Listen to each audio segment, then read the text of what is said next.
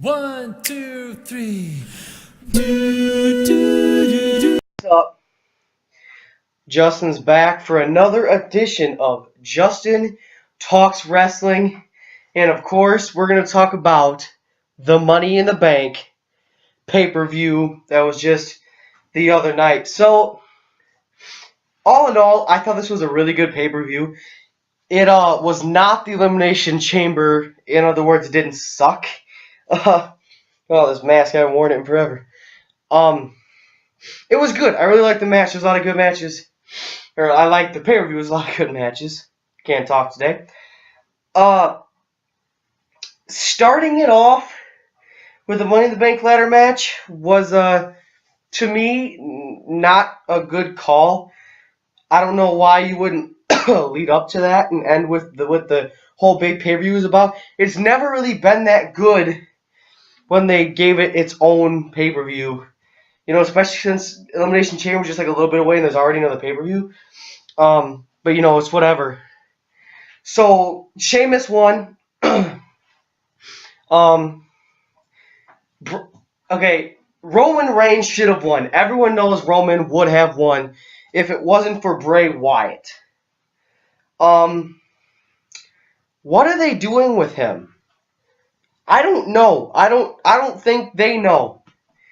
I don't understand why he just shows up and then leaves. He attacks someone for a little while, does those, big playthroughs like with Cena when there was that big thing, oh, we're going to turn him evil. Kind of like what Kane did for a while. But it's, I don't understand it. But, yep, there'll be a few fights between Wyatt and Reigns. There'll probably be a Wyatt-Reigns fight at the next pay-per-view. And then he'll be gone again. I don't know. It's whatever. The next match I'm talking about was the Divas title match.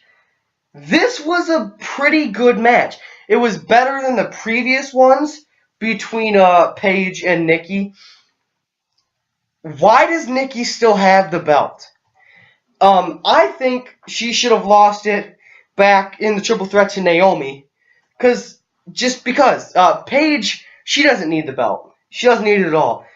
The only thing I can think of is, didn't AJ Lee have it for like a long time? Maybe they're trying to let her beat it or something. I don't know what the point is. I thought the cool part at the end was the Twin Magic when Paige pinned Brie instead of Nikki, and she's like pulling the stuff out her bra and shoving it in Paige's face. That was different. I like that. I wonder if there's going to be some big thing with the revolt with the Divas or not that Paige is trying to do. We'll see. Since she lost, I don't know. Probably there won't be. Next match we'll talk about is the Cena-Owens match. By far, to me, the best match of the whole thing. Right here, this is the winner right here. The United States champ, John Cena, won it like he should have. So now, Cena's 1-1. Owens has 1-1. There'll be, I'm sure, a fight at the next pay-per-view to, see, to have him come out on top. It was such a good match. It was a typical match. It was a typical good fight match. It was just like the last Cena-Owens match, but there was a lot of mixed-up stuff. Cena said we're going to see things that he does in ring tonight that we didn't see previously, and that definitely happened with some of the springboards. He did a Hurricane Rana. He did an Enziguri. He did that one.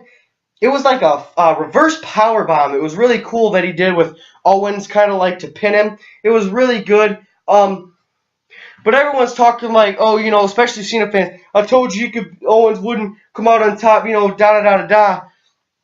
But Owens gave him a run for his money. There hasn't been many superstars who can just beat, keep Cena down like he did. He kicked out of not one, not two, but 3 AAs. Cena's finishing move, he kicked out of 3 of them. Just like what happened last time, if you didn't know Owens after that first match, you know who the hell he is now. And I have a big problem with people who have a lack of respect. Now, I'm sure in real life, Owens probably isn't like that. It's just his character in WWE, as well as it was in Ring of Honor and the indie wrestling style, which he still has that, works for him. But he did that at the very end. Cena tried to shake the man's hand. He respect. He said, "You belong here. You're a champion," he said. And Owens did that power bomb on the apron, which took his friend out. The lack of respect to me is disheartening as a WWE fan, but it ended the way Owens wanted it to, and you definitely know Owens's character now. Next, we shall talk about the tag team matchup. Wow, that was something different. What can I say? Primetime Players won. They beat New Day. Why? New Day is at the pinnacle of what they're at right now. Primetime Players hasn't been shit since they disbanded. No one cares no more.